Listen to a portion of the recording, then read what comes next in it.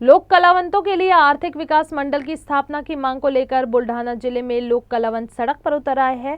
राष्ट्रीय लोक कलावंत दिव्यांग निराधार संघर्ष समिति की ओर से जिलाधिकारी कार्यालय पर जोरदार आक्रोश मोर्चा निकाला गया। प्रदर्शनकारियों ने प्रशासन से जल्द आर्थिक विकास महामंडल गठित करने की मांग की है।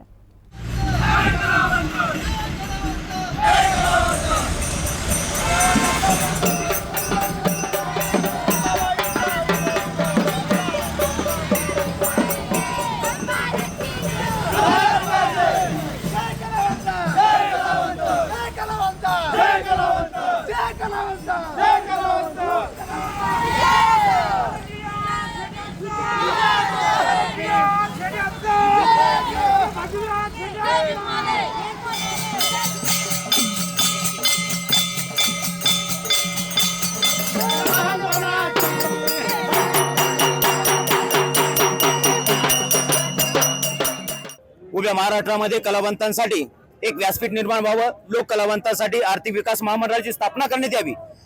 प्रत्येक पुढारी कलावंताचं आधार घेऊन निवडून येतो, परंतु ज्यावेळेस तो निवडून येतो त्यावेळेस तो कलावंतांना कुठेतरी विसरतो। आज 100ची निवड प्रत्येक जिल्ह्याला आहे, ही चुकीचं धोरण आहे। या ठिकाणी किती कलावंत आहेत, किती उपेक्षित आहेत, या सांस्कृतिक मंत्री आशिषजी शेलार यांनी गावागावात येऊन पाहिलं पाहिजे। मुख्यमंत्री साहेबांनी गावागावात येऊन पाहिलं पाहिजे।